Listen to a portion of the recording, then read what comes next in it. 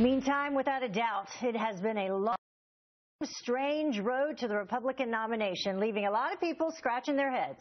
And our next guest has written a new piece. He calls it Explaining Donald Trump.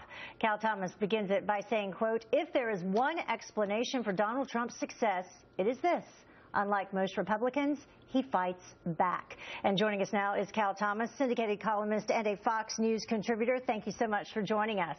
Delighted, Heather. Thanks for having me. So that's a pretty bold title, Explaining Donald Trump. For anyone to even attempt to do that is remarkable. But what was your largest takeaway from being able to speak with him? Well, I think the sentence you just quoted, Heather, I think people are, particularly on the conservative and Republican side, are tired of sending Republicans and conservatives to Washington and basically lying down and being a doormat for the likes of Harry Reid and Nancy Pelosi, trying to prove negatives, that they're not racist, they're not sexist, they're not homophobes, they don't hate Muslims, and all of these other things that have just rendered them in the minds of a lot of voters as spineless. Trump, whatever you may think of him, doesn't take that lying down. I compared him in some ways to a less artful Muhammad Ali. He floats like a butterfly and stings like a whole hornet's nest, frankly.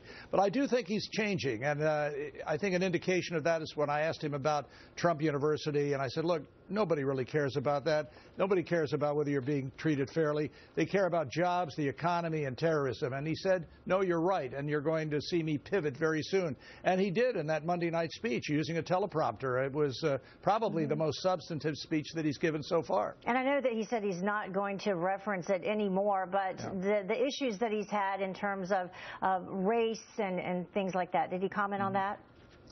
Well, we talked a little bit about school choice, and I'm a strong believer in school choice. I think there are an awful lot of people, particularly in minority communities, who are trapped in failed government schools and who are doomed to a very bad future because they can't get out of them.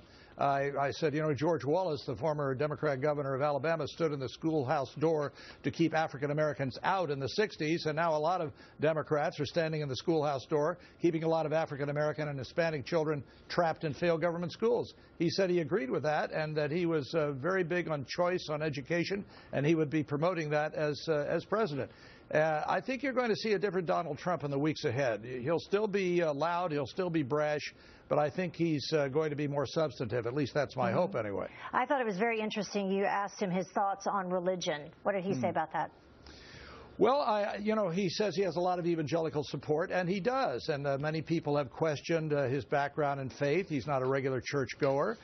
So I decided to ask him the kind of question that Jesus asked Peter in the Bible.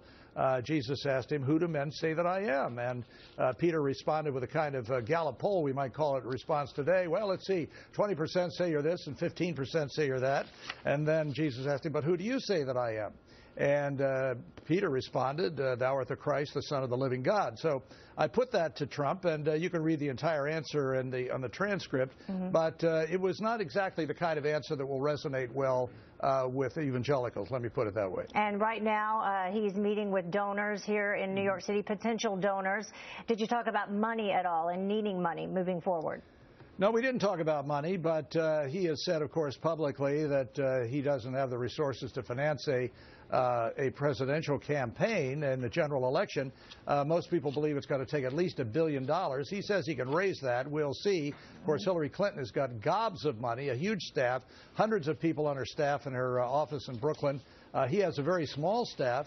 But he's run an insurgent kind of campaign, a totally different kind of campaign that has gotten him this far, as he points out often. I 16 other people, which is no small accomplishment. Now, the general election is something totally different. Maybe he'll rewrite the rules for that, too. Or maybe there won't be any rules anymore, Heather. Yeah, we will see. Cal Thomas, by the way, I posted your piece online on my Twitter page, so if anyone wants to read it, please just go there. Thank you. Thank you. Thanks. Remembering the life and legacy of the greatest, Muhammad Ali. Right now, we are moments away from the beginning of a Muslim service in which thousands of people have turned out in his hometown to honor the boxing legend.